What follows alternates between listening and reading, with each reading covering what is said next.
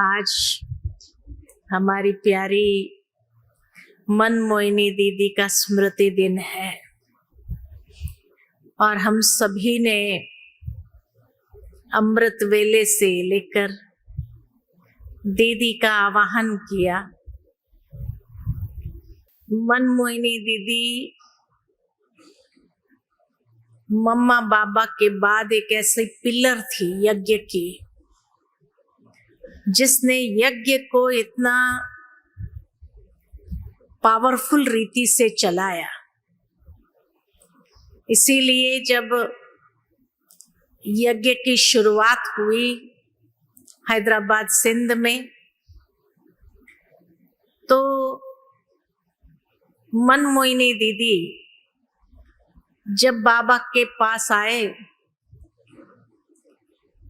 तो वैसे तो ज्ञान से पूर्व ही मनमोहिनी दीदी बाबा के संपर्क में थी। कहा जाता कि बाबा के घर में वो शादी का प्रोग्राम था लौकिक में, ज्ञान से पहले। तो उस समय कोई कपड़ा सिलाई करने वाला नहीं मिल रहा था, तो दीदी बहुत अच्छे कपड़े सिलाई करती थी और ये दीदी का शौक था। दीदी बहुत बड़े परिवार से थी। आप सभी ने सुना होगा बॉम्बे में जसलोक हॉस्पिटल है, वो जसलोक परिवार से दीदी बिलोंग करती थी। तो वैसे तो उनको कोई धन की कमी नहीं थी, लेकिन दीदी को सिलाई करना बहुत अच्छा लगता था और सिलाई करके वो कपड़े सी करके जो पैसा आता था तो वो दान में लगाती थी, दान करती थी गरीबों को। कई बार उनको कहा, भाई आपको सिलाई करने की क्या जरूरत है? तो दीदी हमेशा ये मानती थी कि अपने हाथ से कमाया हुआ अगर मैं दान करूंगी तो उसका पुण्य मुझे ज्यादा मिलेगा। तो इसीलिए वो जो है सिलाई करती थी। तो जब बाबा के घर में ये कपड़े सिलाई करने के लिए दीदी को कहा, तो दीदी ने बहुत खुशी से उसको एक्सेप्ट किया और दीदी का इसीलिए बाबा के घर आना जाना तब से लेकर के शुरू हुआ। दीदी का लौकिक में नाम गोपी था और गोपी नाम होने के कारण जैसे सचमुच कृष्ण की गोपियां थी, तो इसी प्रकार कृष्ण से दीदी का बहुत प्यार था। तो जैसे दीदी का नाम था गोपी लौकिक में, तो वैसे ही वो गोपी थी, श्री कृष्ण से बहुत प्यार था और गोपी बन करके ही जैसे वो श्री कृष्ण को याद करती थी, श्री कृष्ण की भक्ति करती थी। फिर धीरे धीरे जब बाबा के पास आए तो बाबा में उन्होंने कृष्ण को देखा और छोटा सा कृष्ण जैसे घुटना करते हुए आ रहा है और दीदी की गोद में आ गया। तो उस समय उन्हें बहुत अच्छी फीलिंग आई कि जैसे सचमुच श्री कृष्ण की मां बन गई मैं। तो ये साक्षात्कार जो हुआ, उस कारण से दीदी अपने मां के साथ रोज बाबा के सत्संग में जाने लगी। और क्योंकि लौकिक में दीदी को कोई बच्चे नहीं थे, तो इसीलिए जब श्री कृष्ण को गोद में देखा तो एक ये भावना जागृत हुई कि मैं ही श्री कृष्ण की मां बनने वाली हूं। और ये अनुभव ने दीदी का जीवन चेंज कर दिया।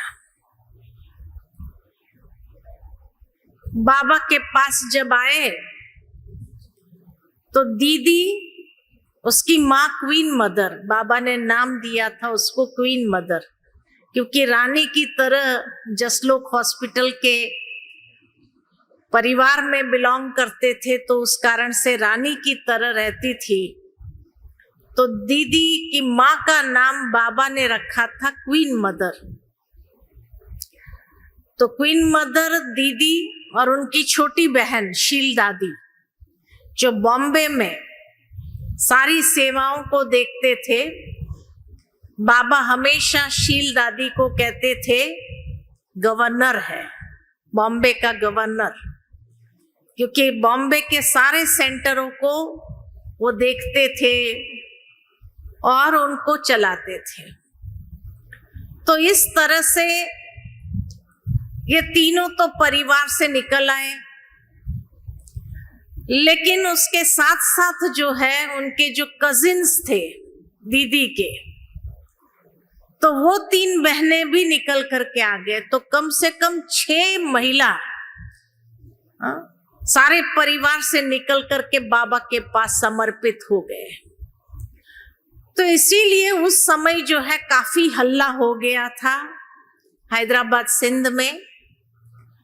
जो सबसे बड़ा एंटी ग्रुप था, तो उसमें दीदी का भाई वो नंबर 1 था।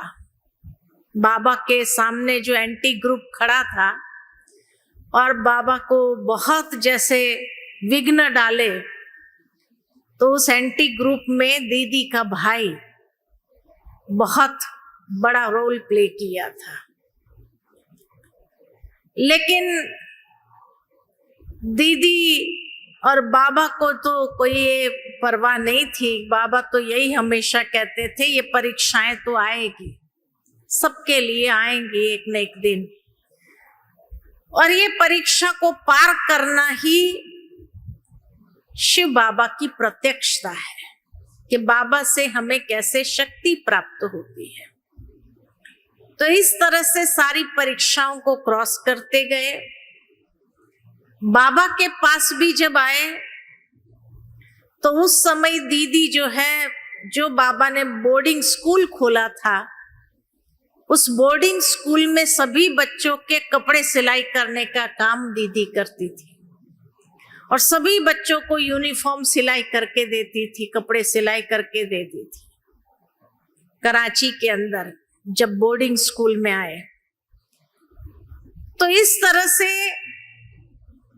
दीदी का पाठ चलता रहा। अपने यज्ञ हिस्ट्री के चित्रों में देखा होगा कि एक बहन सिलाई मशीन के साथ बैठी है, वो दीदी का ही चित्र है। दीदी सिलाई करती थी सभी बच्चों के और उनको बहुत अच्छी पालना देती थी। फिर धीरे धीरे जब पार्टीशन होने लगा, तो बाबा ने एक छोटा ग्रुप 4-5 बहनें और भाई मिलकर के कहा कि अब भारत जाने का समय आ गया है। 14 साल तपस्या पूरी हुई और भारत में कहाँ जाना है, तो एक पहाड़ी पर जाना है। तो उस समय दीदी को भेजा बाबा ने वो छोटे से ग्रुप में कि उस पहाड़ी को ढूंढो। तो काफी पहाड़ियां गए, विजिट किया हर जगह, लेकिन शिव बाबा का जो डायरेक्शन था कि एक आध्यात्मिक पहाड़ी है और उस पहाड़ी पर जाना है। कहाँ है पहाड़ी, वो आध्यात्मिक पहाड़ी किसको कहा जाता है, कुछ भी पता नहीं। लेकिन दीदी के पास सबसे बड़ी शक्ति जो थी वो थी कि परख शक्ति बहुत तीव्र थी। किसी भी इंसान को देखते ही उसका आदि मध्य अंत बता देती थी कि इसकी भावनाएं क्या है, उसकी साइकोलॉजी क्या है, उसकी सोच कैसी है, उसके चाल चलन से दीदी परख लेती थी। इसीलिए बाबा ने उस ग्रुप में भेजा था कि दीदी जो फाइनल करेगी वो सही होगा। काफी पहाड़ी घूमने के बाद जब बॉम्बे आए तो उस समय जो है दीदी किसी के घर में थे, तो वहां पर एक महात्मा जी आए थे प्रवचन करने के लिए। तो प्रवचन पूरा होने के बाद वो महात्मा ने जैसे ही दीदी और ये बहनों को देखा तो कहा, आप तो वही हो ना दादा लेखराज के सत्संग में जाने वाले? तो दीदी ने कहा हाँ। तो कहा, अभी आप लोग भारत आ गए? तो कहा नहीं, अभी आए नहीं, अभी तो वहीं है, लेकिन भारत में हमें आदेश मिला है कि आध्यात्मिक पहाड़ी पर जाना है। अगर आपको पता हो कि आध्यात्मिक पहाड़ी कौन सी है तो आप बताओ। हम तो बहुत सारी पहाड़ी घूम के आ गए। तो उस समय वो महात्मा ने कहा कि आध्यात्मिक पहाड़ी कौन सी है ये तो पता नहीं, लेकिन इतना जरूर पता है कि माउंट आबू जो है वो आध्यात्मिक महत्व को लिए हुए है। वहां बड़े बड़े ऋषि मुनियों ने तप किया है, तपस्या की है। अत्रि ऋषि, सती अनसुया, दत्तात्रेय, ये सभी ऋषियों ने वहां तप किया है। वहां की गुफाओं में वशिष्ठ मुनि का आश्रम है।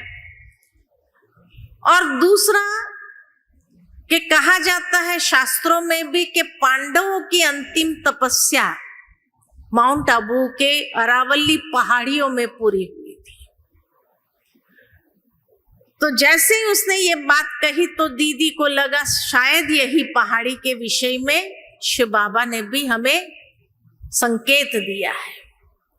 तो बॉम्बे से सीधा माउंट आबू आए, देखा तो वो वाइब्रेशन महसूस किया और वहां भरतपुर राजा की कोठी देखी, बहुत बड़ी कोठी उसका पैलेस था, क्योंकि राजस्थान के अंदर गर्मी बहुत होने के कारण, डेजर्ट प्लेस होने के कारण गर्मी के दिनों में ये राजा लोग जो है माउंट आबू में आते थे। तो हर एक की अपनी अपनी कोठियां बनी हुई है। तो भरतपुर राजा के कोठी थी सबसे बड़ी, जयपुर राजा की कोठी, बीकानेर पैलेस, ये सारे राजाएं जो थे वो वहां माउंट आबू में उनका पैलेसेस है। तो इसीलिए जब देखा कि भरतपुर राजा की कोठी बहुत बड़ी है और वो उनको रेंट पर देना था, तो उसी समय देखा कि 350 भाई बहनें जो है यहाँ पर आराम से रह सकेंगे। तो दीदी ने बाबा को पत्र लिखा और बताया कि इस तरह की पहाड़ी है और ये पहाड़ी पर 350 जनों को एकोमोडेट कर सके इतना बड़ा भरतपुर राजा का पैलेस है। तो इसीलिए जो है बाबा ने यस कर दिया और फिर सारे लोगों को लेकर के बाबा ओखा बंदर उतर करके फिर माउंट आबू आए। बाबा ने शुरू में, क्योंकि दीदी की धारणाएं बहुत पक्की थी, तपस्या बहुत अच्छी थी, बाबा के साथ लगन बहुत थी, तो उसी कारण से जब सेवा आरंभ हुई 52 में, तो उस समय बाबा ने उन्हें दिल्ली भेजा। दिल्ली, इलाहाबाद, कानपुर, ये सारे सेंटर्स जो है दीदी के निर्देशन में खुले हैं। तो सबसे पहले सेवा के लिए ब्रह्मा कुमारी के रूप में बाबा ने उनको भेजा था, ये सब जगह सेंटर्स खोलने के लिए। दीदी के साथ कोई ना कोई कन्या होती थी, क्योंकि दीदी माता थी, अनुभवी थी, परख शक्ति बहुत तेज थी और स्ट्रिक्ट थी। तो उसी कारण से जो है दीदी जाती थी और सारे सेंटर्स खोलती थी। सेंटर्स खोल करके फिर दिल्ली वापस आ जाना होता था। दिल्ली में दीदी जो थी पांडव भवन जो अभी है दिल्ली का पांडव भवन, वहां पर रहती थी। लेकिन मम्मा बाबा जैसे मधुबन में रहते थे, मधुबन से अनेक स्थानों पर जाते थे, लेकिन मम्मा के शरीर छोड़ने के बाद 1965 में बाबा ने दीदी को माउंट आबू में बुलाया और टोटल इंटरनल एडमिनिस्ट्रेशन जो है दीदी देखती थी और सभी बच्चों की बहुत अच्छी पालना करती थी। लेकिन जो पालना करती थी वो ज्ञान युक्त पालना करती थी।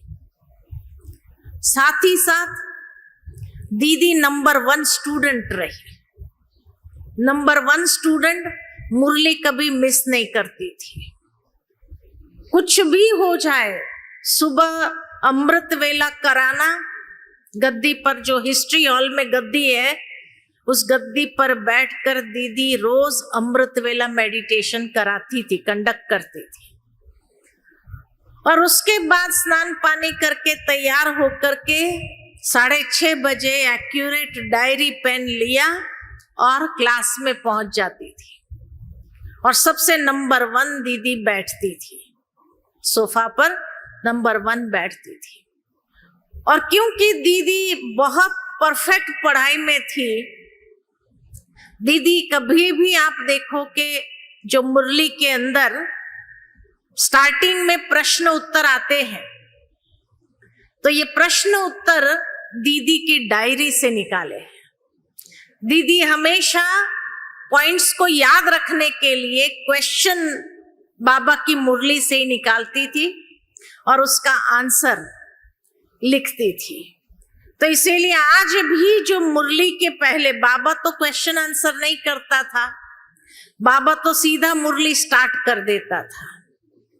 लेकिन जो क्वेश्चन आंसर आता है वो उस दिन की मुरली से दीदी निकालती थी और दीदी की डायरी क्वेश्चन आंसर्स के आधार पर सारी मुरली में से कम रोज 10 क्वेश्चन निकालती थी। और क्वेश्चन आंसर निकाल करके सारी मुरली किसी को भी याद रह जाए।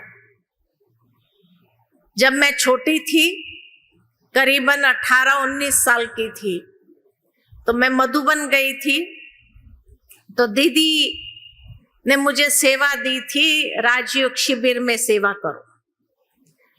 तो दीदी के साथ मेरा बहुत प्यार था, क्योंकि दीदी हमेशा कहती थी ये मेरी सखी है।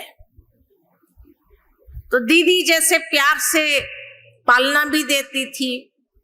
रोज सुबह जाती थी दीदी के पास, तो दीदी को गुड मॉर्निंग करते थे तो दीदी बादाम खिलाती थी और बादाम खिला करके सारा चाट ले लेती थी। पूछती थी, अच्छा आज अमृत वेला किया? तो हमने कहा दीदी अमृत वेला किया। छोटी तो थी मैं, तो 2 महीना रही थी मैं उस समय मधुबन में, तो दीदी से बहुत क्लोज हो गई थी। तो दीदी छोटे बड़े सबको पालना बहुत अच्छी देती थी, लेकिन ज्ञान युक्त पालना देती थी। तो जब मैंने कहा हाँ दीदी अमृत वेला किया, तो दीदी पूछती थी अच्छा आज कौन सी स्थिति में बैठी थी, अमृत वेला किस स्थिति का अनुभव किया। तो एक दिन मैंने दीदी से कहा आज मैंने साइलेंस का अनुभव किया। तो दीदी को बड़ी हंसी आई, बहुत हंसी आई। मैंने सोचा मैंने कुछ गलत बोला, तो बाजू में मोहिनी दीदी खड़े थे, छोटी मोहिनी दीदी, वो खड़े थे। तो दीदी ने उनसे पूछा मोहिनी तुमने अमृत वेला किया? कहा हाँ। अच्छा आज तुमने बाबा को किस रूप में याद किया? तो मोहिनी मैंने कहा आज तो मैंने साजन के रूप में याद किया। तो दीदी ने मेरे को कहा कि देखो, अमृत वेले साइलेंस का अनुभव नहीं करना होता है। अमृत वेले साइलेंस का अनुभव करना माना तुम सो गई थी, तुमको नींद आ गई थी। तो मैंने कहा नहीं नहीं, मेरे को नींद नहीं आई। तो कहा हाँ, अमृत वेले कोई साइलेंस का अनुभव करता है? अमृत वेले तो बाबा से प्यार से बातें करनी चाहिए, वरदान लेना चाहिए, बाबा से ब्लेसिंग्स लेने चाहिए। अमृत वेले का महत्व है। तो दीदी ने उस समय सिखाया कि अमृत वेले का महत्व क्या है और अमृत वेले कैसे बाबा से ब्लेसिंग्स लेने चाहिए।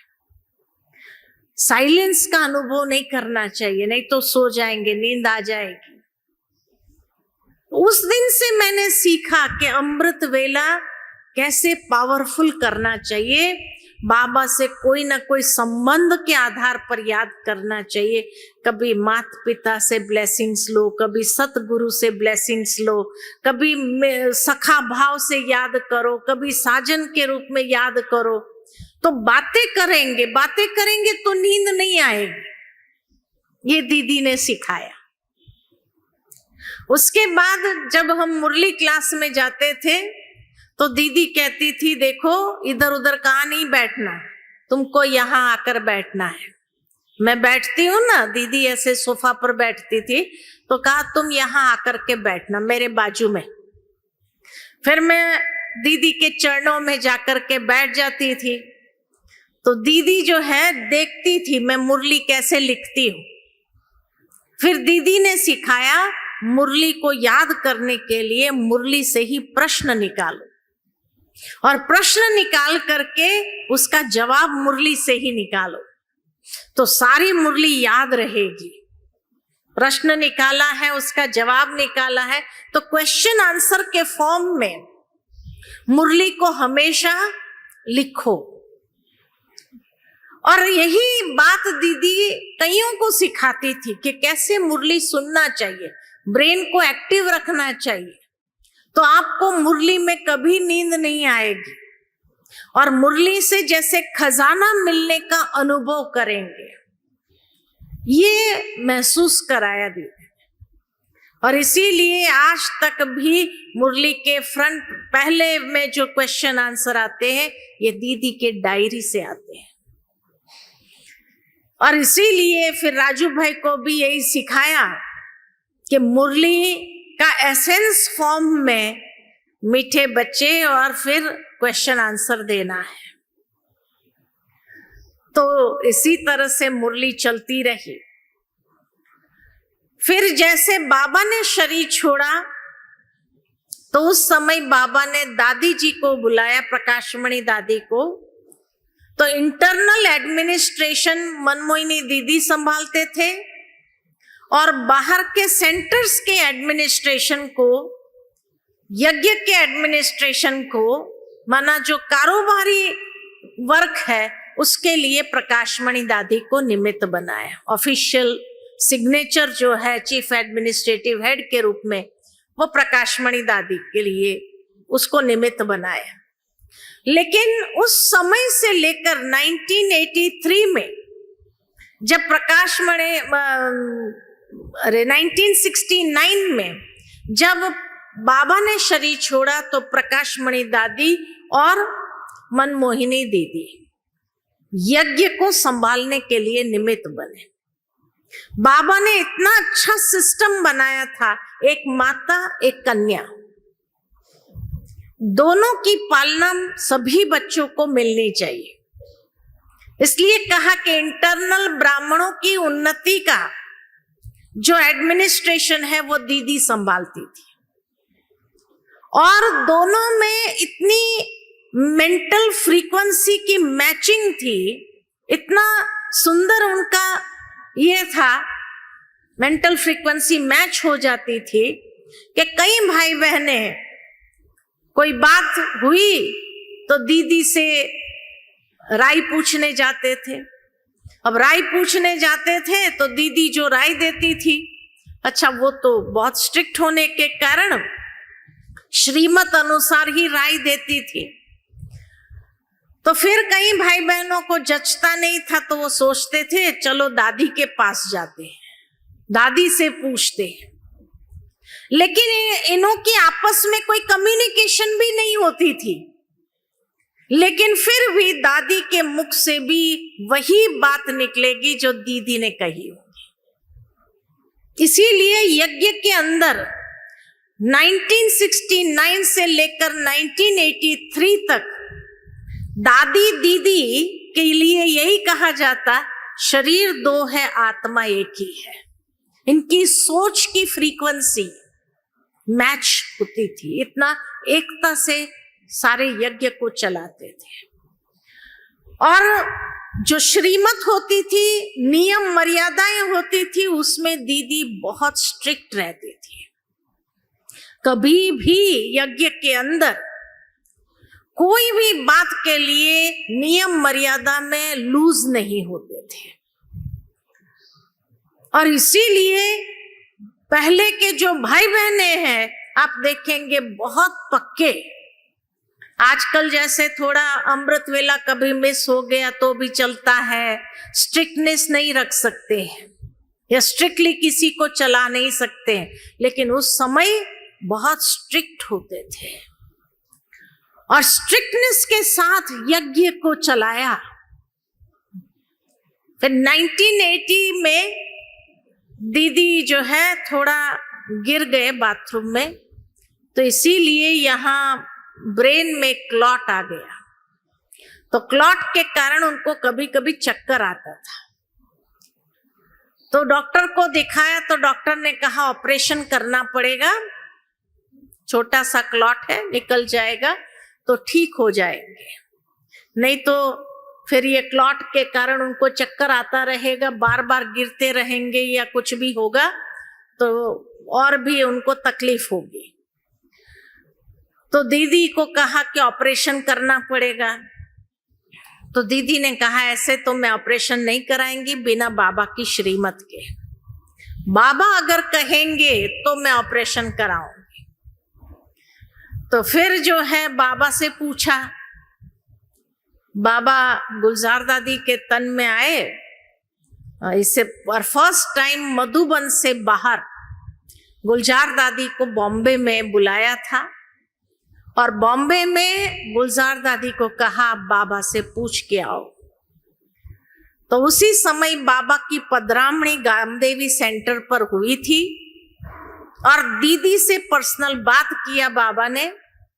और बाबा को पूछा जब दीदी ने कि बाबा मैं ऑपरेशन कराऊं, तो बाबा ने कहा जरूर कराओ, छोटा सा ऑपरेशन है, ठीक हो जाएगा। तो जब बाबा ने कहा तो दीदी निरसंकल्प होकर के ऑपरेशन के लिए तैयार हो गई। लेकिन बाबा को तो मालूम था कि दीदी की परफेक्शन की स्टेज आ गई है, उनको आगे के पार्ट के लिए जाना है।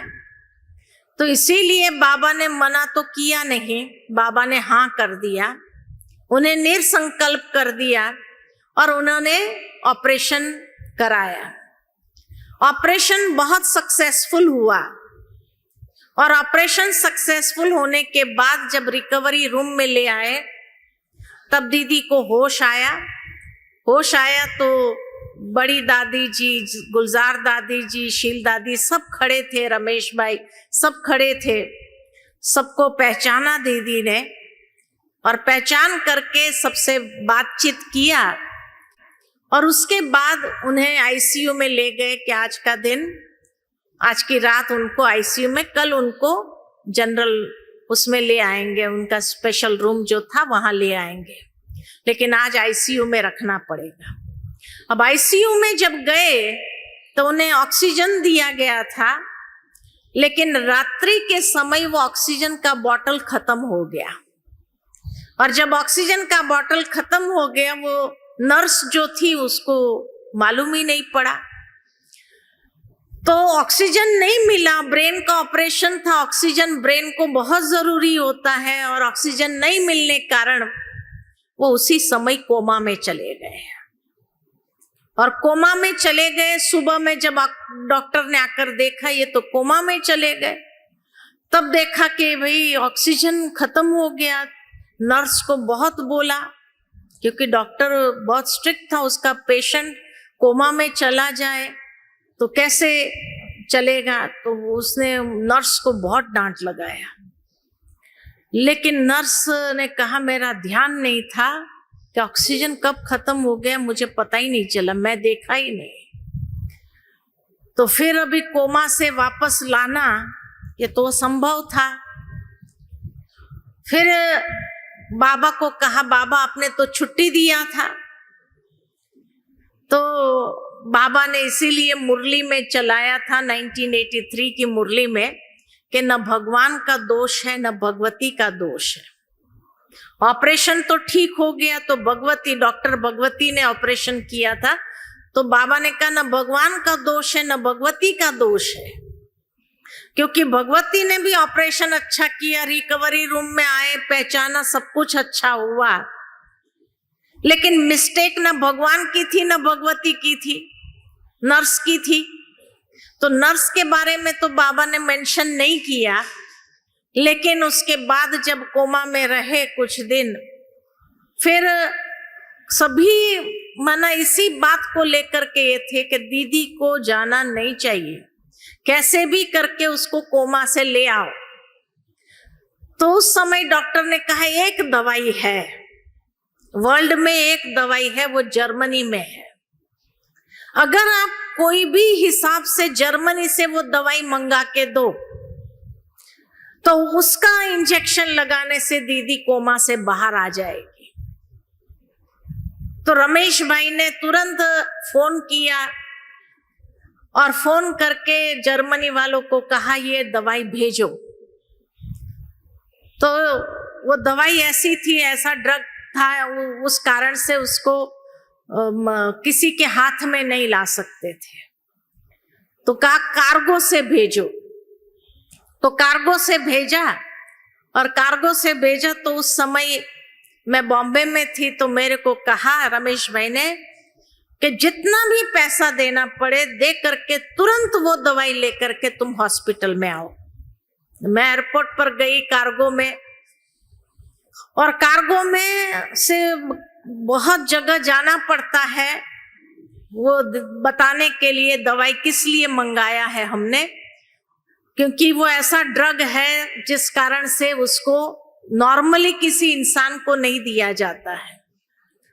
तो जब हॉस्पिटल का पेपर आदि दिखा करके उनको मैंने कहा कि ये बहुत जरूरी है और हमें आज ही दोपहर में चाहिए, कैसे भी करके आज की तारीख में चाहिए। तो सारी प्रोसीजर करने के बाद सुबह 10 बजे से लेकर के शाम को 4 बजे मेरे हाथ में वो दवाई आई। मैं तुरंत टैक्सी करके बॉम्बे हॉस्पिटल, जहां दीदी को रखा था बॉम्बे हॉस्पिटल में, वहां पर पहुंची।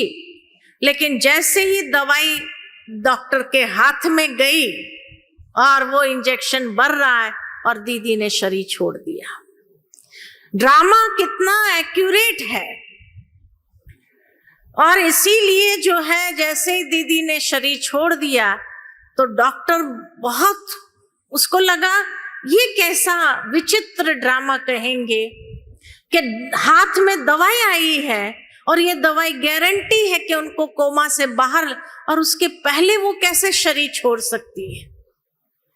खैर अफसोस तो कर नहीं सकते हैं क्योंकि ड्रामा अपने आप में परफेक्ट था।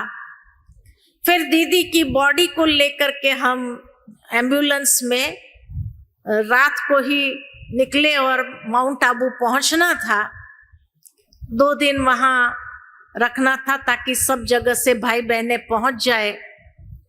तो जब हम बॉम्बे से निकले दीदी की बॉडी को लेकर के, पूरा रात में एम्बुलेंस में थी दीदी के साथ में, और दीदी के साथ एम्बुलेंस में होने कारण जब हम जा रहे थे हर एक जगह पर खड़े होते थे सभी भाई बहनें। गुजरात जो रोड था तो सारे भाई बहन ने रात को 12 बजे, 11 बजे, 12 बजे, 1 बजे, 2 बजे सब लोग रोड पर आकर के खड़े होते थे, एम्बुलेंस को खड़ा करते थे, हार चढ़ाते थे और फिर आगे निकलते थे। लेकिन पूरी रात इतनी बरसात थी, बॉम्बे से लेकर माउंट आबू तक फुल बरसात थी, लेकिन बरसात में भाई बहनें खड़े होकर के दीदी को श्रद्धांजलि देते थे। फिर जाकर के दीदी की बॉडी को वहां रखा और जो है उस समय फिर बाबा दीदी को जब संस्कार किया और संस्कार करने के बाद जब बाबा की पधरामणी हुई तो उस समय बाबा ने बहुत अच्छी मुरली चलाई। सभी के मन में जो क्वेश्चन थे, सभी क्वेश्चंस का जवाब बाबा ने दे दिया कि दीदी को आगे क्यों लिया है।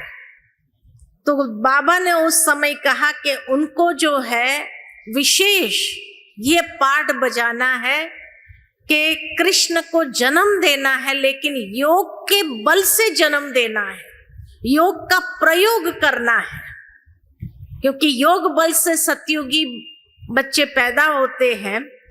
तो वही श्री कृष्ण की मां बनने वाली है। तो उसी समय में 4 आत्माएं गई थी, जिसको बाबा ने जोड़े के रूप में बताया कि 2 श्री कृष्ण के माता पिता बनेंगे और 2 राधे के माता पिता बनेंगे, और कैसे योग का प्रयोग वो करेंगे जैसे ही वो एज होगी बच्चों को पैदा करने की। तो इसीलिए उनको जाना पड़ा। तो 40 साल तो हो गए हैं, और श्री कृष्ण के जन्म देने वाले माता पिता भी कहते हैं 45 साल के 50 साल की एज में, उस एज के बीच में जन्म देते हैं, यानी योग का प्रयोग से जन्म देंगे। तो इसीलिए बाबा ने सारी मुरली चला करके हर एक के मन के जो डाउट्स थे उसको क्लियर कर दिया, और क्लियर करने के बाद फिर नेक्स्ट जो इंटरनल एडमिनिस्ट्रेशन के लिए रखा वो था चंद्रमणि दादी। तो चंद्रमणि दादी के साथ निर्मल शांता दादी और बड़ी दादी तो थी। तो माता के रूप में निर्मल शांता दादी और चंद्रमणि दादी कन्या के रूप में, और बड़ी दादी। तो इसीलिए चीफ एडमिनिस्ट्रेटिव हेड तो प्रकाशमणि दादी रहे, ये दोनों एडिशनल एडमिनिस्ट्रेटिव हेड के रूप में कारोबार संभालने लगे। तो यज्ञ का कारोबार जैसे जैसे इन दादियों ने जैसे पिल्लर बन करके संभाला पूरे यज्ञ को, तो आज तक भी उनको उसी डिसिप्लिन में चलाया। और जैसे आज का सब्जेक्ट है यज्ञ स्नेही, यज्ञ सहयोगी और यज्ञ रक्षक, तो सचमुच में अगर देखा जाए तो यज्ञ रक्षक किसको कहा जाता है? दुनिया के अंदर भी आप देखो तो कई बार लोग कहते हैं कि भाई कोई बड़ा सेठ होता है, 1 महीने का यज्ञ कराता है और महीने तक का सब ब्राह्मणों का खर्चा पानी सब कुछ देना, और यज्ञ चलता रहता है। कई जगह पर 15 दिन का यज्ञ होता है, कई जगह पर 10 दिन का यज्ञ चलाते हैं, लेकिन बड़े बड़े सेठ ये यज्ञ करवाते हैं। बाबा कई बार मुरली के अंदर कहते रहे हम बच्चों को कि शिव बाबा आए हैं और शिव बाबा बड़ा सेठ है, और वो सेठ ने यज्ञ रचा है, और यज्ञ को कितने साल हो गए, और सारा खर्चा पानी कौन कर रहा है? बड़ा सेठ कर रहा है ना। अब उसने यज्ञ तो रचा, ब्राह्मणों को भी रचा, लेकिन अब ब्राह्मणों को ये यज्ञ का रक्षक बन करके इसकी रक्षा करनी है, जिसके लिए शास्त्र में गायन आता है कि जब ऋषि मुनि यज्ञ करते थे तो असुर लोग हड्डी डालते थे, मांस डालते थे, और यज्ञ को अशुद्ध कर देते थे। इसीलिए दिखाते हैं कि जब श्री राम और लक्ष्मण के जब पढ़ाई कंप्लीट हुई, तो पढ़ाई कंप्लीट होने के बाद रामायण के अंदर आता है कि वो जैसे ही घर में आए तो उसी समय विश्वामित्र जी आए, और विश्वामित्र जी आकर के दशरथ को कहा कि राम लक्ष्मण को आप हमें दो, कि जो ऋषि मुनि यज्ञ कर रहे हैं उन ऋषि मुनियों के यज्ञ की रक्षा करने के लिए, क्योंकि असुर आकर के उसमें हड्डियां डालते हैं या यज्ञ को अशुद्ध कर देते हैं, तो राम लक्ष्मण को हमें चाहिए। तो दशरथ पहले तो मना करता है कि नहीं, छोटे छोटे बच्चे हैं ये, तो अभी ये क्या रक्षा करेंगे, कैसे असुरों का सामना करेंगे। तो कहा कि नहीं, आप दो, ये बच्चे करेंगे। और विश्वामित्र जी के साथ जाते हैं श्री राम लक्ष्मण, और कहा जाता है कि जो ऋषि मुनि यज्ञ करते थे तो उस समय निशाचर आते थे, रात के समय में या दिन के समय में असुर लोग, ताड़का और ये सब असुर आते थे और हड्डियां डालते थे, यज्ञ को अशुद्ध कर देते थे, यज्ञ की अग्नि को बुझा देते थे, ये काम करते थे।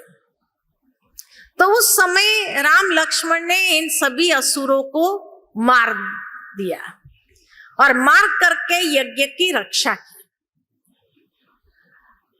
तो कोई भी यज्ञ के अंदर 3 चीजें होती है।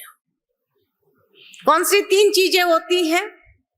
एक तो यज्ञ कुंड होता है, दूसरा उसमें अग्नि होती है, और तीसरा उसमें सामग्री जो स्वाहा करने की होती है। ये 3 चीजें जरूरी है। तो बाबा ने इतना बड़ा बेहद का यज्ञ रचा, इस यज्ञ की अग्नि कौन सी है?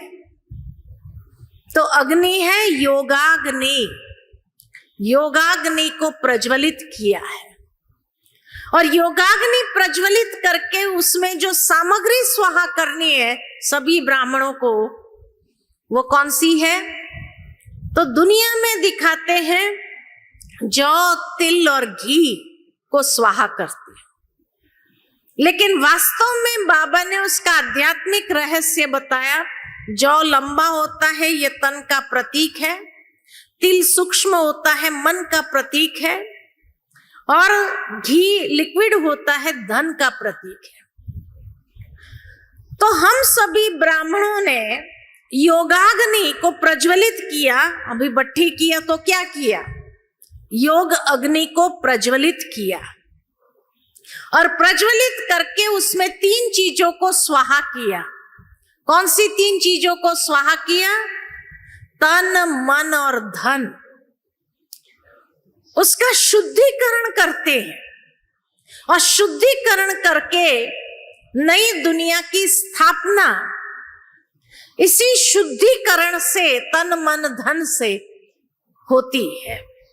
तो ये यज्ञ बड़े सेठ ने आकर के रचा है ना। एक बार की बात याद आती है कि मधुबन में बाबा जब आए थे गुलजार दादी के तन में, तो उस समय बाबा ने खास जाने से पहले सिक्योरिटी वाले को बुलाया था, जो सिक्योरिटी की ड्यूटी पर थे, उनको बुलाया था। फिर बाबा ने उनसे पूछा, आप सिक्योरिटी कर रहे हैं, बाबा के यज्ञ की संभाल कर रहे हैं, रक्षक बन करके रक्षा कर रहे हैं? तो सभी जो सिक्योरिटी वाले थे वो बाबा से दृष्टि लेते रहे कि बाबा क्या वरदान देते हैं।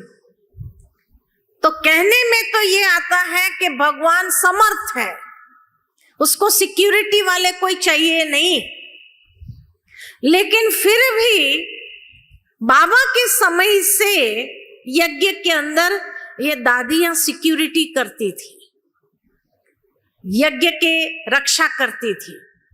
तो जब बाबा सर्वसमर्थ है, भगवान है, तो फिर इन दादियों की क्या जरूरत थी सिक्योरिटी करने की। लेकिन तब बाबा ने एक रहस्य समझाया कि जब आप लोग रात को सिक्योरिटी करते हो, यज्ञ के संभाल करते हो, तो उस समय आप सबके मन में बाबा की याद होती है। सिक्योरिटी करने वाले रात को क्या करते हैं? वो सोचते हैं बाबा को याद करने का टाइम बहुत अच्छा मिला है, दिन में इतना याद नहीं कर सकते, रात में याद कर सकते हैं। तो बाबा को याद करके सिक्योरिटी करते हैं। तो बाबा कहे वास्तव में वो याद जो कर रहे हैं ना, ये योगाग्नि को बुझने नहीं देते। अगर सारे सो गए तो योगाग्नि बुझ जाएगी। तो रात को जो सिक्योरिटी वाले बैठकर बाबा को याद करते हुए, दिन में तो सब भट्टी करते हैं, सब योग करते हैं, तो योगाग्नि प्रज्वलित होती है, लेकिन अग्नि बुझनी नहीं चाहिए। तो इसीलिए जो सिक्योरिटी वाले हैं रात में बाबा को याद करते हैं तो योगाग्नि को प्रज्वलित रखते हैं। और जब योगाग्नि प्रज्वलित रहती है तो कोई भी नेगेटिव वाइब्रेशन, नेगेटिविटी जो है उस यज्ञ के समीप नहीं आ सकती है। उसमें कोई अशुद्ध चीजें डाल करके अग्नि को बुझा नहीं देती है। इसीलिए ब्राह्मणों को यज्ञ रक्षक बाबा ने बनाया, जो ये योगाग्नि को प्रज्वलित रखते हैं और तन मन धन से ये यज्ञ को संभाल रहे हैं। तन से सेवा कर रहे हैं, मन से सेवा कर रहे हैं, धन से सेवा कर रहे हैं, समय श्वास शक्ति से सेवा करते हैं। तो ये सभी शुद्धिकरण कर रहे हैं और उसी से ही उनका भाग्य बनता है। तो भाग्य विधाता, भाग्य बनाने की ये विधि है। तो इसीलिए बाबा ने हम सब बच्चों को यज्ञ रक्षक के रूप में रखा है कि हर एक को यज्ञ की रक्षा कैसे करनी है, कि यहाँ के वाइब्रेशन को अशुद्ध नहीं होने देना है। ये हमारा सबसे बड़ा कंट्रीब्यूशन है कि यज्ञ के जो वाइब्रेशन है, ये वाइब्रेशन को अशुद्ध नहीं करना है। उसके लिए हम जितना बाबा को याद करते हैं तो उतना ही ये वाइब्रेशन की रक्षा करते हैं। इसीलिए आप देखो कि यहाँ जब आते हैं रिट्रीट हाउस में तो कितना अच्छा सभी को अनुभव होता है कि नहीं होता है? क्यों? क्योंकि यहाँ पर वो वाइब्रेशन को मिटाने वाले कोई नेगेटिविटी, कोई इविल स्पिरिट इस कैंपस के अंदर आ नहीं सकती है, क्योंकि ये वाइब्रेशन बना हुआ है। उस वाइब्रेशन से ये यज्ञ की रक्षा हो रही है। इसीलिए हम सभी सच्चे यज्ञ रक्षक हैं और अपने तन मन धन से ये यज्ञ को चला रहे हैं। तो यज्ञ के एक एक चीज जो है सबके शुद्ध धन से आई हुई है, तो उसको भी हम रक्षा कर रहे हैं, है ना। आज जैसे बाबा के घर में आएंगे, कहीं पर लाइट पंखा चल रहा होगा तो क्या करेंगे? देखते ही उसको बंद कर देंगे। बाबा के घर का वेस्ट नहीं जाना चाहिए, वेस्ट नहीं जाना चाहिए। तो ये क्या हुआ? जितना हम कंट्रीब्यूट करते हैं, दुनिया में जाओ, होटल में जाओ, कोई होटल में तो लाइट पंखा चालू होगा तो चालू रहने देंगे। क्यों? हमारा क्या जाता, हम तो पेमेंट कर रहे हैं ना। तो वहां बचाने का भाव नहीं है। लेकिन बाबा के घर में कहीं अगर लाइट पंखा भी चल रहा है, नल चल रहा है, तो क्या करेंगे? तुरंत बंद करो, बंद करो, सेव द एनर्जी। क्यों ये भाव है? क्योंकि सच्चे यज्ञ रक्षक है। और जितना हम सेव करते हैं, जो बंद करता है उसके खाते में वो जमा हो जाता है। क्योंकि आज जैसे कोई दान करके यज्ञ के अंदर कंट्रीब्यूट करता है तो उसका भाग्य तो जमा हुआ, लेकिन जो यहाँ रह करके अगर देखते हैं लाइट पंखा चालू है, उसको बंद किया, तो जितना समय वेस्ट जाने वाला था वो वेस्ट नहीं गया, तो उतना पैसा जो बचाया वो किसके खाते में गया? बंद करने वाले के खाते में गया। इसलिए बाबा ने ये हिसाब बताया है कि कोई भी चीज वेस्ट होती देख करके उसको बचाने का प्रयत्न करते हैं, उसको संभालते हैं, तो ये भी आपके खाते में जमा हो जाता है, ये भी आपके खाते में जमा, और आप सही में यज्ञ रक्षक बन जाते हैं। तो वाइब्रेशन की रक्षा करना, धन की रक्षा करना, चीजों की रक्षा करना, ये तो है ही है ना। लेकिन जिस तरह से कोई भी इंसान जैसे बॉर्डर पर अगर खड़ा है, देश की रक्षा कर रहा है, तो देश की रक्षा करने का मतलब ये नहीं होता है कि वो दुश्मन के सामने जाकर खड़ा हो जाएगा, मार देगा गोली, खत्म हो जाएगा। तो देश की रक्षा के साथ साथ पहले वो स्वयं की रक्षा करता है। तो हम बच्चों को भी बाबा ने यज्ञ रक्षक तो बनाया, लेकिन यज्ञ रक्षक के साथ साथ हमें स्वयं की रक्षा भी करनी है। तो स्वयं की रक्षा कैसे करेंगे? 5 बातों से। 5 बातों से हमें अपनी रक्षा करनी है। कौन सी 5 बातें? सबसे पहले हमें अपनी रक्षा करनी है शुद्ध संकल्प, शुद्ध चिंतन और शुभ चिंतन। अपने विचारों की रक्षा करनी है, ये सबसे पहली रक्षा अपनी करनी है। अपने विचारों को नेगेटिव नहीं होने देना है ना, अपने विचारों को पॉजिटिव रखना है। लेकिन आज दुनिया में देखो, लोग वातावरण को दूषित करते हैं। कैसे दूषित करते हैं? नेगेटिव चिंतन से, नेगेटिव भावनाएं प्रवाहित करके और पर चिंतन पर दर्शन करके। तो इसीलिए जो इस यज्ञ में रहकर पर चिंतन पर दर्शन करता है, क्या उसको यज्ञ रक्षक कहेंगे? न वो अपने रक्षक है, न उन्होंने यज्ञ के वाइब्रेशन को दूषित होने से बचाया। लेकिन हाँ में हाँ कर दिया तो भी हम यज्ञ रक्षक नहीं हुए। तो इसीलिए कहा कोई पर चिंतन कर रहा है, कोई पर दर्शन कर रहा है, उसके साथ हम भी बैठ करके पर चिंतन करने लगे, तो हमने वातावरण को क्या किया? वो वाइब्रेशन को क्या किया? अपने चिंतन से वाइब्रेशन को दूषित किया। तो क्या हम उस समय यज्ञ रक्षक है? यज्ञ स्नेही है? अगर यज्ञ के प्रति हमारा स्नेह है तो हम ये वाइब्रेशन की भी रक्षा करेंगे अपने शुद्ध चिंतन से। किसी को भी अगर आप देखो कि नेगेटिव चिंतन कर रहा है, पर चिंतन कर रहा है, तो उसी समय आप उसको स्टॉप करो कि क्यों अपना खाता खराब कर रहे हो, अपना खाता खराब नहीं करो, है ना।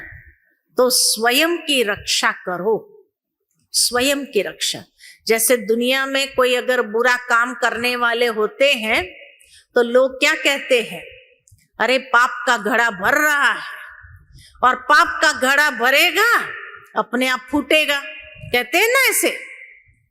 तो इसी तरह कई बार देखते हैं कि जब हम पर चिंतन करते हैं, पर दर्शन करते हैं, तो हम उसी व्यक्ति का पर चिंतन पर दर्शन करते जो गलत काम कर रहे हैं, और उसका चिंतन करके हम क्या कर रहे हैं? उसका जो घड़े में पाप बन रहा है, अपने चिंतन से उठाकर अपने घड़े में डाल रहे हैं। ये समझदारी है?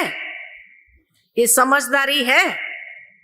ये समझदारी नहीं है, ये यज्ञ रक्षक नहीं है। इसीलिए आज आप देखेंगे कि कई बुरे कर्म करने वाले बैठे हैं। बाबा कहते हैं जब अमृत बांटा जा रहा था तो देवों के साथ कुछ असुर भी अमृत पीने के लिए आ गए थे। तो यज्ञ में भी जब अमृत बंट रहा है तो कुछ असुर भी आकर के देवता का रूप धारण करके बैठे हैं। लेकिन अगर आपने पर चिंतन किया उसका, ब्राह्मण समझ करके, तो हम क्या कर रहे हैं कि वो जो गलत कर रहा है उसका चिंतन करते करते करते उसके घड़े से निकाल करके अपने घड़े में डाल रहे हैं। इसीलिए बुरा कर्म करने वाला मौज करता है और अच्छा कर्म करने वाला भोगता है, क्योंकि ये भी कार्मिक अकाउंट तो क्रिएट हुआ कि नहीं हुआ। इसीलिए बाबा कहते हैं कि सावधान, पर चिंतन करके आप किसी के पाप को अपना नहीं बनाओ, ये समझदारी रखो, नहीं तो उसका पाप का घड़ा भरेगा नहीं और फूटेगा भी नहीं, समझा? तो इसीलिए लेना नहीं है। इसलिए पर चिंतन कोई करता है तो उसी समय उसको स्टॉप करो कि पर चिंतन नहीं करो, ड्रामा एक्यूरेट है, एक्यूरेट उसको चलने दो, ठीक है। दूसरा, तो पहली रक्षा हमें अपनी करनी है, अपने चिंतन की, है ना, अपने दर्शन की, स्वदर्शन, स्वचिंतन और शुभ चिंतन। सबके प्रति शुभ सोचो, शुभ वाइब्रेशंस फैलाओ, शुभ भावना को प्रवाहित करो, ठीक है। दूसरा, स्वचिंतन के साथ साथ हमें अपनी रक्षा करनी है, किस बात की? स्वाध्याय करके। इसीलिए दुनिया में भी आजकल स्वाध्याय, सत्संग बहुत चलता है। तो बाबा कहते हैं आप अपने समय को सफल करो स्व अध्ययन में, स्वाध्याय करके अपने समय को सफल करो। तो स्वाध्याय करना है ताकि हम अपने चिंतन को भी दिशा दे और अपने पढ़ाई में हमारा अटेंशन रहे। जितना खजाना हम इकट्ठा करना चाहे कर सकते हैं। इसलिए दुनिया में भी आजकल स्वाध्याय का कितना महत्व है। तो स्वचिंतन, शुभ चिंतन और स्वाध्याय, ये दूसरा, स्व के खाते में अध्ययन करते चलो, तो माया कभी भी आपको अटैक नहीं करेगी, है ना। तीसरा फिर है स्वमान, सब स से है, हाँ, स्वचिंतन, शुभ चिंतन, फिर स्वाध्याय और तीसरा है स्वमान में स्थित हो जाओ। जितना स्वमान में स्थित होंगे तो देह अभिमान आ नहीं सकता है। इसीलिए बाबा ने हम बच्चों को इतने स्वमान की लिस्ट दी है कि रोज अपने श्रेष्ठ स्वमान में अपने आप को स्थित कर दो, तो देह अभिमान के आने की मार्जिन नहीं है। तो इसीलिए उस स्थिति में स्थित हो जाओ और अच्छे से अच्छे अनुभव करो। ये स्वयं की रक्षा करनी है। फिर चौथा है संयम, नियम, है ना, संयम और नियम, उस पर सावधानी से चलना है। बाबा ने जितने भी हम बच्चों को नियम, संयम, सिद्धांत दिए हैं वो हमारी स्वरक्षा के लिए। और कईयों ने अनुभव किया होगा कि बाबा की एक छोटी सी श्रीमत को भी पालन कर लेते कि बच्चे बैज लगाओ। बाबा कई बार कहते हैं मुरली में, बच्चे ये बैज तुम्हारे मेडल है, ये मेडल तुमको सदा लगा के रखना है। और जिसने इस श्रीमत का भी पालन किया और बैज लगा करके कोई ऑफिस में भी गए तो दूसरे देखने वाले देखते ही कहेंगे अच्छा बीके है, अच्छा बीके है, तो समझ लेते हैं बीके माना कोई गलत काम नहीं करेंगे, तो उसको नौकरी पहले मिल जाती है। अभी एक भाई अपना अनुभव सुनाया कि मैं इंटरव्यू के लिए गया था, बहुत लंबी लाइन थी, मेरे तो इतने कागज नहीं थे, मेरे पास एक्सपीरियंस नहीं था, मेरे पास कोई इतना कोई एजुकेशन का सर्टिफिकेट नहीं था। लेकिन मैंने सोचा ठीक है, अभी इतना बड़ा बड़े इतने लोग हैं, मैं भी चला जाता हूँ। तो मैं जाकर के बैठा, बैज पहना हुआ था। तो वो इंटरव्यू लेने वाले जो है एक एक का इंटरव्यू लेते गए। हाँ, सबके कागज देखते गए, बायोडेटा रेज्यूमे देखते गए, और देखने के बाद जब इसका नंबर आया, इसके पास तो इतने कागज नहीं थे, इतना एजुकेशनल क्वालिफिकेशन नहीं था, लेकिन जैसे ही बैज देखा तो वो इंटरव्यू लेने वाले ने पूछा, अच्छा बीके है? कहा हाँ बीके, वहां रोज जाता हूँ, मेडिटेशन करता हूँ। और कितने साल से है? उसके इंटरव्यू में ये पूछा कितने साल से है? उसने बताया 10 साल से मैं ज्ञान में चल रहा हूं।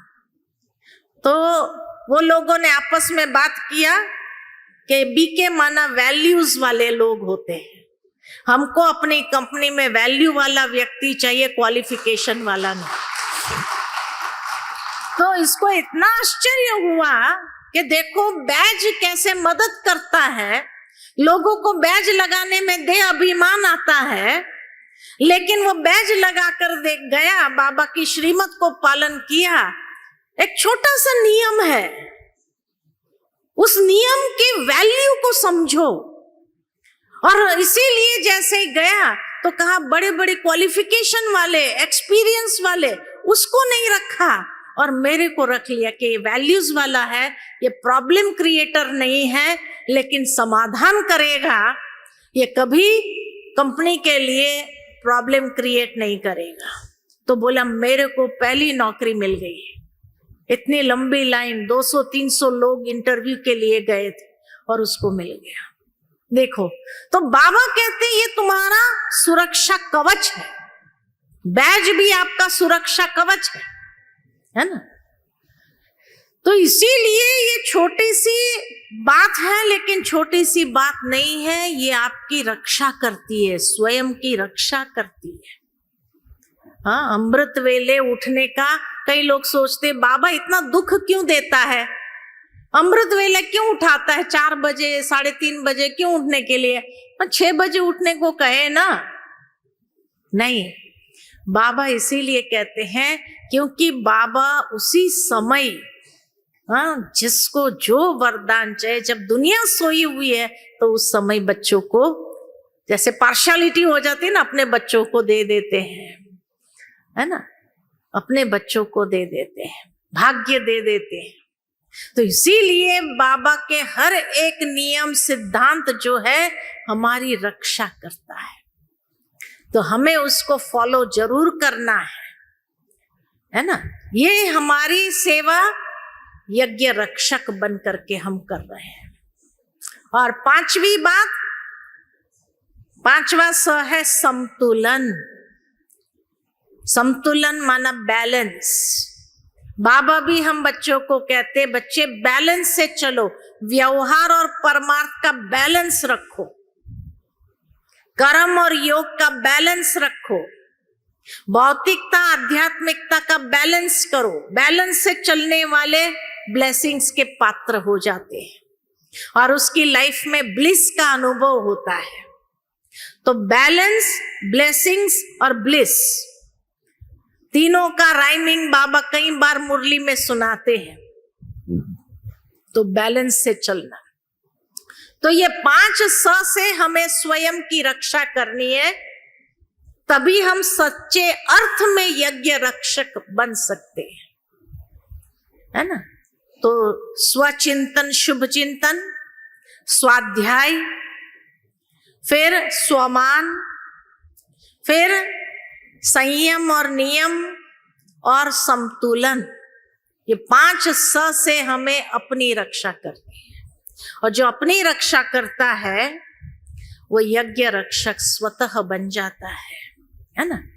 अच्छा, यज्ञ में विघ्न कौन से पड़ते हैं, यज्ञ में किस तरह से विघ्न आते हैं, जिस विघ्न की हमें रक्षा करनी है। तो सबसे पहला विघ्न जो आता है, जो कहा यज्ञ कुंड ऋषियों ने रचा और असुरों ने हड्डियां डाली, ये आता है ना। तो हड्डियां डालना, मांस डालना माना ये देह अभिमान। तो यज्ञ के अंदर सबसे बड़े से बड़ा विघ्न जो आता है वो नाम, मान और शान, देह अभिमान को पोसने वाला नाम, मान और शान का विघ्न पड़ता है। कई सोचते मेरा नाम तो कहीं लिया नहीं जाता है, मेरे नाम की तो कोई वैल्यू नहीं है, मैं इतना करता हूं। ये 30 तारीख की मुरली बाबा की उसी के ऊपर है कि नाम, मान और शान ये सबसे बड़ा विघ्न यज्ञ के अंदर पड़ता है। और जब कोई उसके वशीभूत हो जाता है कि मेरा नाम होना चाहिए, मेरा मान होना चाहिए, मेरा सम्मान होना चाहिए, ये सबसे बड़े विघ्न यज्ञ के लिए बन जाते हैं। क्योंकि बाबा ने जितना मान और सम्मान दिया है ना, उतना और किसी ने नहीं दिया है। बाबा ने कहा, बाबा कितना बड़ा नाम आपका कर रहा है कि भक्ति मार्ग में भी ब्राह्मणों के नाम से लोग कमा रहे हैं, ब्राह्मण बने हैं और उनकी कमाई नाम से हो रही है। अच्छा, ये ब्राह्मण है उसको पूजा के लिए बुलाओ, ये ब्राह्मण है उसको पूजा के लिए बुलाओ, तो आज भी उसकी कमाई किस आधार पर हो रही है? तो इतना बड़ा नाम भगवान ने आपको दे दिया, ब्राह्मण, इतना बड़ा नाम दे दिया आपको कि 2 युग तक आपका नाम चलता है और उस ब्राह्मणों के नाम से लोग खाना खाते हैं। इससे बड़ा नाम और कौन सा हो सकता है बताओ? तो दूसरे से अपेक्षा नहीं रखो। कई सोचते हैं मेरा सम्मान होना चाहिए, मान मिलना चाहिए।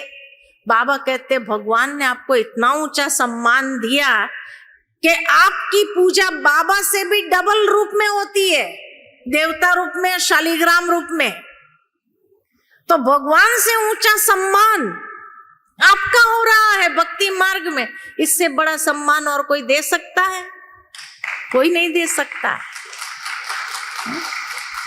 तो इसलिए बाबा ने नाम भी इतना ऊंचा किया, सम्मान भी इतना ऊंचा किया, और शान तो कितनी ऊंची, सीट कितनी ऊंची दे दी, भगवान के दिल तख्त नशीन। अब इससे बड़ी ऊंची सीट और कोई हो सकती है? तो बाबा कहे ये याद रखो, नाम, मान, शान को याद रखो कि भगवान ने हमें जो नाम, मान, शान दिया है उसके आगे इंसान कोई भी दे नहीं सकता है, उससे बढ़ करके कोई दे नहीं सकता है।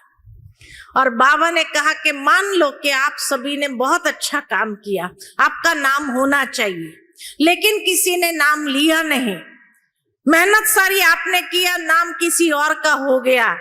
बाबा ने बहुत अच्छी लाइन कही है, ये संडे की मुरली में आप पढ़ना, नशा चढ़ जाता है।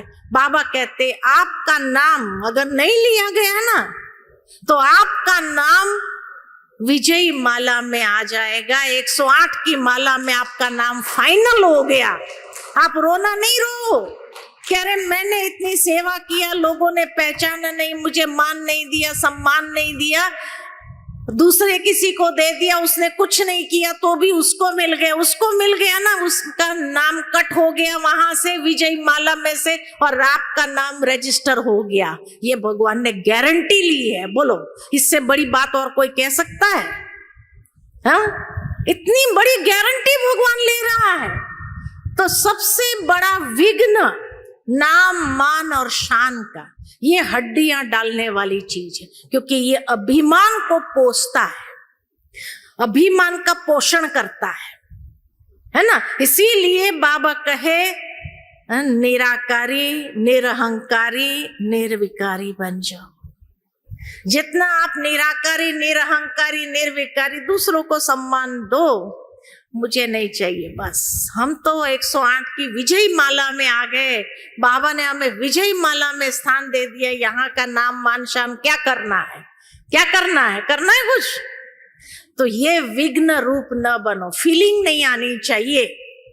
फीलिंग आई, अरे मैंने इतना किया फिर भी मेरा नाम नहीं लिया गया, ये फीलिंग आई, अपमान फील हुआ, माना अभिमान है। तो अभिमान तो सबसे बड़ा क्या हो गया? विघ्न हो गया। यज्ञ में विघ्न डालने वाली चीज। तो मैं ये हड्डी मांस डालने के निमित्त नहीं बनूं। ठीक है? ठीक है, तो नाम मान शान के पीछे नहीं जाना। दूसरा सबसे बड़ा विघ्न है मर्यादा रक्षक बनना। बाबा ने हम बच्चों को इतनी ऊंची मर्यादाएं दी है, रॉयल मर्यादाएं दी है, उस मर्यादा पर सदा चलते रहना, वो मर्यादा को क्रॉस नहीं करना, नहीं तो कहां पहुंच जाएंगे। मर्यादा को अगर क्रॉस किया तो रावण की जेल में पहुंच जाएंगे।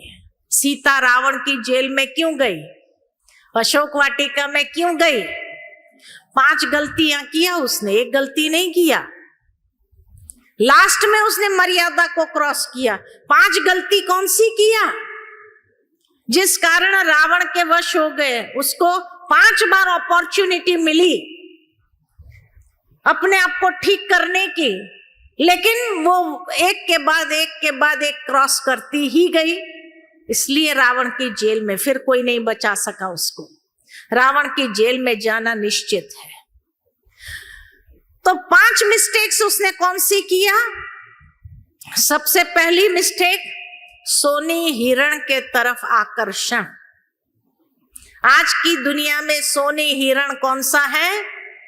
साधन सुविधाएं, उसके पीछे आकर्षित होना, और ये मुझे चाहिए, है ना, तो ये चाहिए, सोने हिरण चाहिए। तो पहला तो आकर्षण हुआ। आकर्षण जैसे हुआ, राम ने उसको कहा, लक्ष्मण ने भी कहा कि ऐसा सोनी हिरण होता नहीं है, ये जरूर कोई माया है, आप उसकी ये नहीं करो, वो मांगो नहीं। तो कहा नहीं मुझे चाहिए।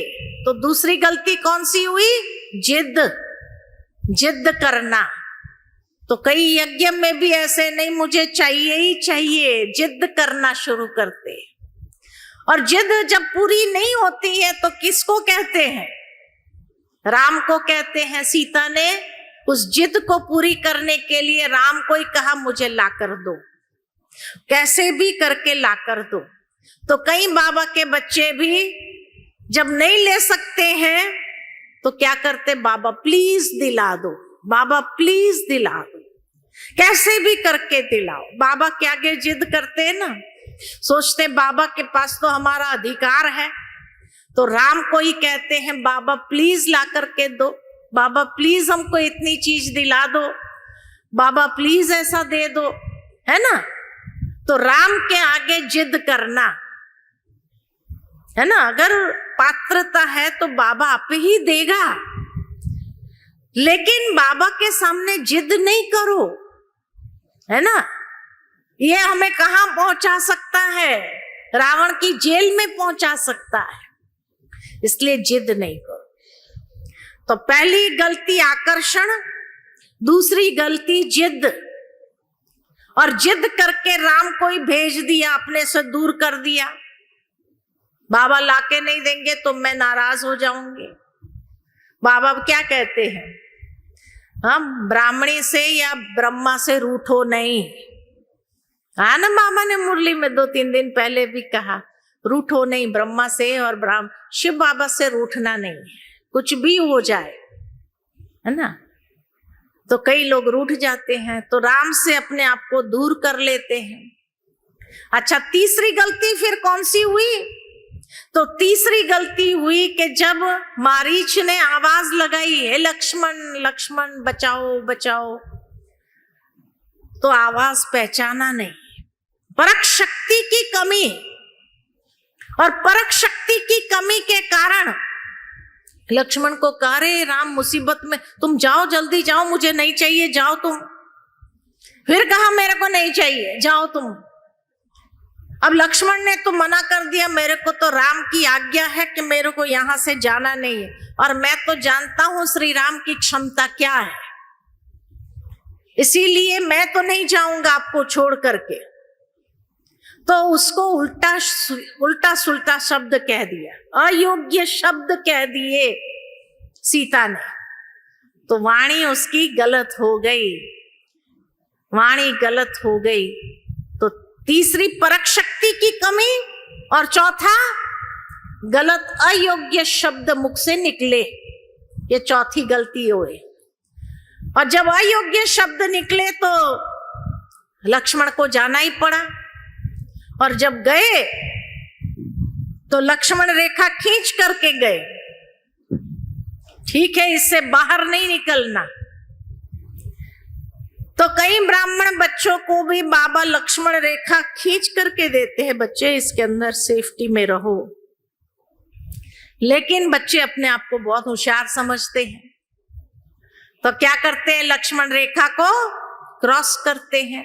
तो रावण जब साधारण वेश में आता है तो पांचवी बात, पहचानने की कमी, पहचान नहीं सकी कि कौन है ये, रावण है या साधु है ना। तो उसको भी पहचाना नहीं, और पहचाना नहीं, परख शक्ति की जहां कमी है, पहले भी परख शक्ति की कमी, दूसरी बार परख शक्ति की कमी।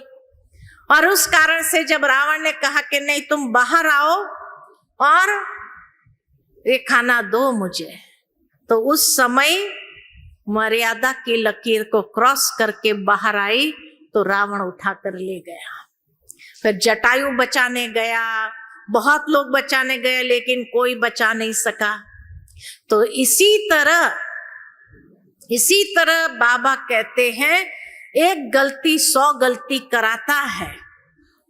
और जब ऐसी गलती पर गलती करने लगते तो यज्ञ रक्षक रहे, यज्ञ रक्षक नहीं रहे, तो मर्यादा की लकीर को क्रॉस कर देते। और इसीलिए जो मर्यादा की रक्षा करता है, भगवान भी उसकी रक्षा करता है।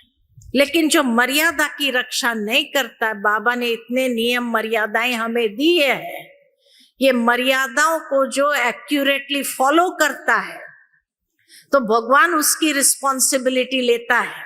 लेकिन जो मर्यादा को फॉलो नहीं करता है, भगवान भी उसकी रिस्पॉन्सिबिलिटी नहीं ले सकता है, ये याद रखना। इसीलिए यज्ञ रक्षक बनना माना मर्यादा की रक्षा करना। मर्यादा की रक्षा में भी सबसे पहली मर्यादा है पवित्रता की रक्षा करना, पवित्र भावनाओं की रक्षा करना, पवित्र विचारों की रक्षा करना, पवित्रता की मर्यादा की रक्षा करना, ये हम ब्राह्मणों का कर्तव्य है। और जब ऐसे ब्रह्मचारी बन जाते हैं, ब्रह्माचारी बनते हैं, तो सही अर्थ में वही यज्ञ रक्षक है। जो ब्रह्मा बाबा के आचरण पर हर एक अपना कदम उठाते हैं, बाप समान बनते हैं, वो सही अर्थ में यज्ञ रक्षक है। साथ में यज्ञ स्नेही, यज्ञ के प्रति हमारा इतना स्नेह हो कि बाबा का, भगवान का स्थापन किया हुआ यज्ञ है और ये भाग्य मुझे मिला है, तो मैं उस भाग्य को गंवाऊं नहीं। इसीलिए जो बच्चे यज्ञ स्नेही बनते हैं, यज्ञ सहयोगी बनते हैं, भगवान भी उनकी आवश्यकताओं को पूर्ण करता है। जो उसको जीवन में जरूरी होता है वो पूरा करता है।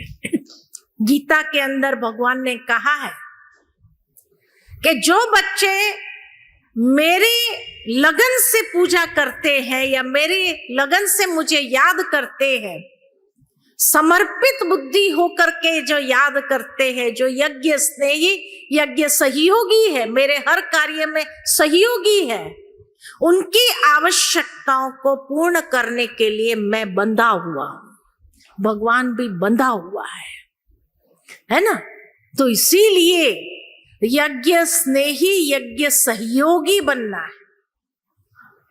वो बात याद आती है, एक बार एक व्यक्ति था, सेठ जी था, और सेठ जी जो था खूब पैसा कमा रहा था और उसी में बिजी रहता था, पैसा कमाने में बिजी रहता था।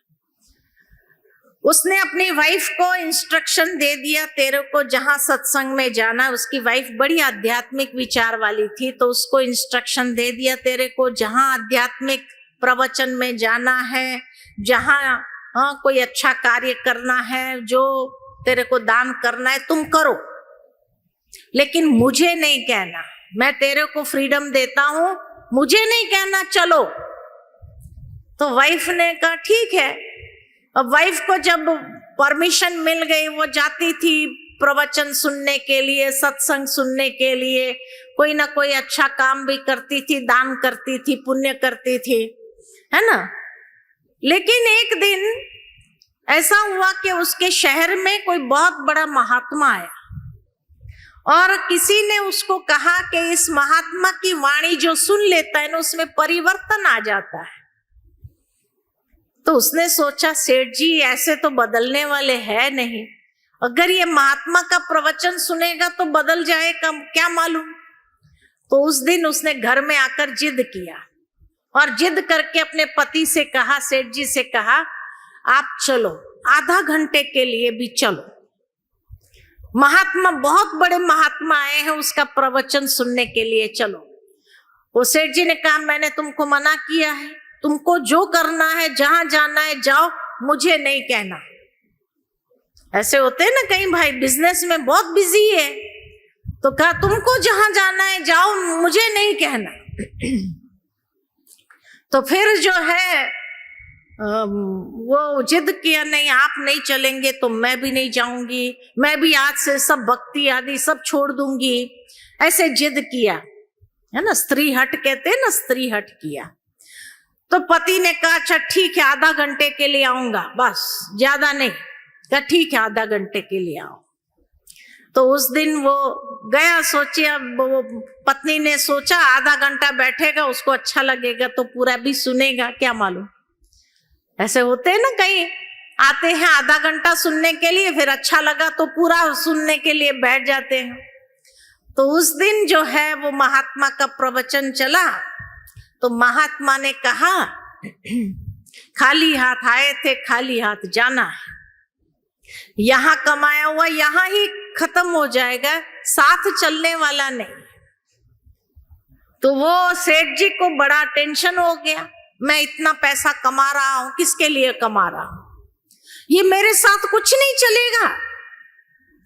तो महात्मा ने कहा भाई खाली हाथ आए थे, खाली हाथ ही जाना होता है, हर एक जब शरीर छोड़ता है तो ऐसे ही हाथ होते, खाली यहाँ की चीज यहाँ ही रह जाती है, यहां से कोई चीज लेके नहीं जा सकते।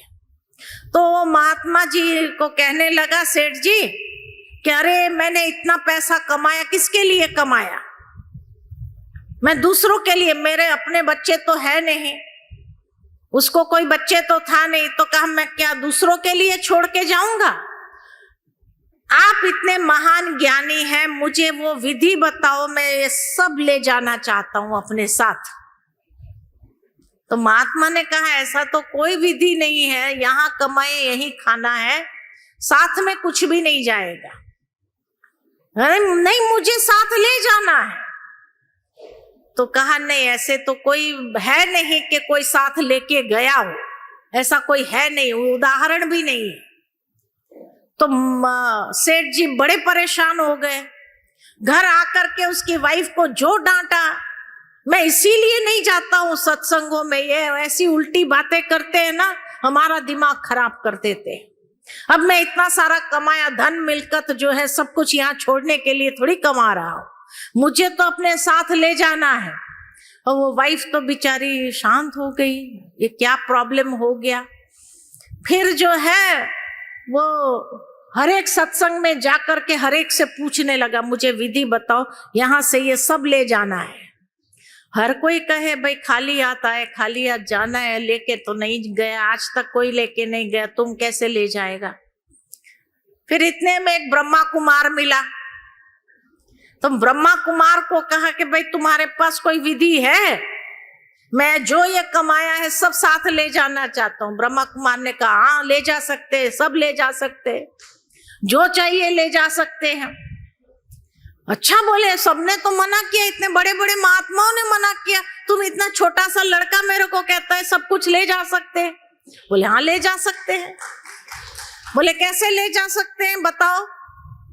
तो कहा देखो आप लाइफ इंश्योरेंस पॉलिसी निकालते हैं, तो पॉलिसी जिसने की निकाली, जितने अमाउंट की निकाली, आपको जितना अमाउंट चाहिए उतना प्रीमियम हर महीने भरना पड़ता है कि नहीं भरना पड़ता है?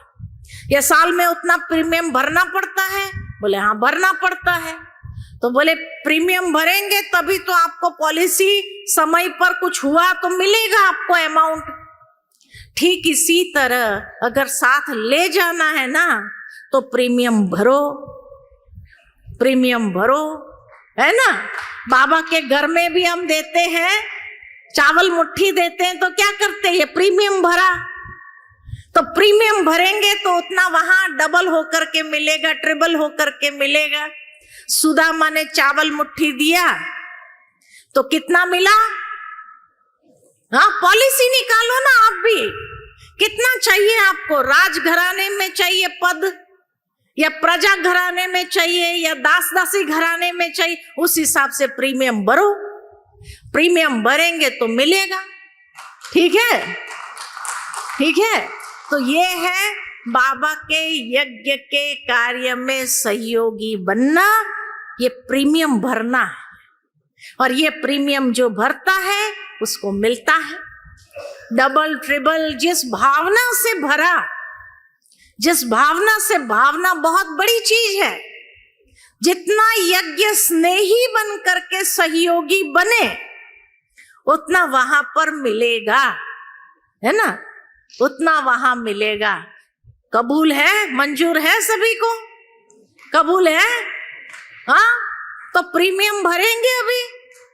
हाँ, प्रीमियम भरो और पाओ जो चाहिए वो। इसीलिए बाबा कई बार मुरली में कहते हैं, कई लोग हॉस्पिटल में दान करते, दूसरे जन्म में अच्छी हेल्थ मिलती है।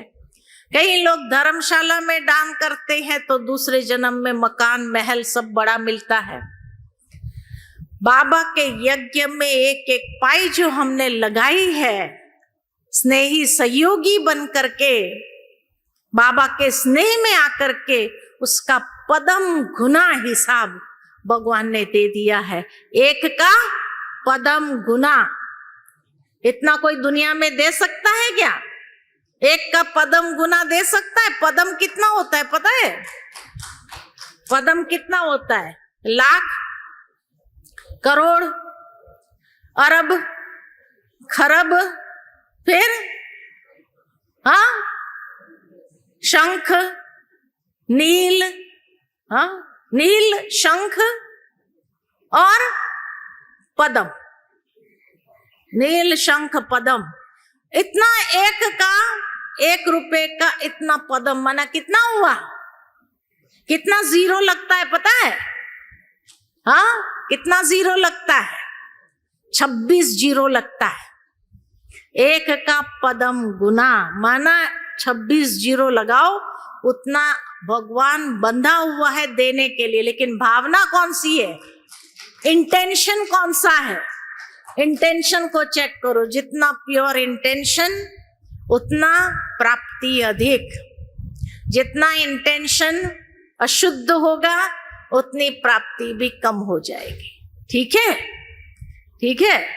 अच्छा, ओम शांति, ओम शांति।